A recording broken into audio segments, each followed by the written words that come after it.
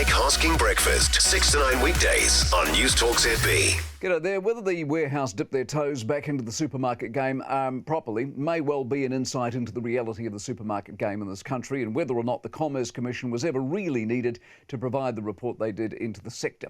Now, there was much upset, you'll remember, from those who believe we are getting ripped off when the Comcom didn't appear to find anything untoward. They suggested things weren't perfect, but then name me a business or a sector that if you studied it, you would find perfection.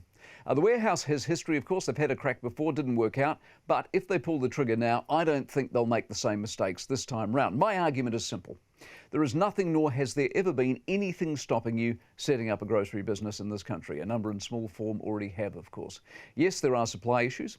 Yes, the major players are aggressive and perhaps even predatory, but that's business. What there isn't is a scam, despite what many will tell you. The excessive profits they speak of, that's an invented term by the emotive who want to make a point. It just might be, in a country of 5 or so million, a couple of major players and some smaller ones is about all the market can handle. Or it might not.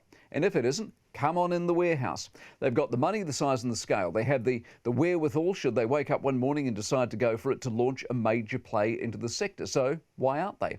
Would all the miserable suppliers who have been clubbed into submission by the established giants not welcome some competition? What's holding the warehouse back? Wouldn't a slice of billions in groceries be tempting to have a crack at? Is there some regulatory regime preventing them from entering the market? Do they lack experience in selling volume goods to the public? None of these things exist, of course. So we are left with the simple truth. Either the market is there for the picking, given we are so mercilessly being ripped off, or the market isn't actually quite big enough, we're a bit small, and the way it currently operates is for a very good reason. The market has found and formed its own size because that's what free markets do.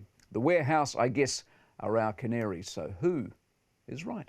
The Mike Hosking Breakfast, 6 to 9 weekdays on Newstalk ZB.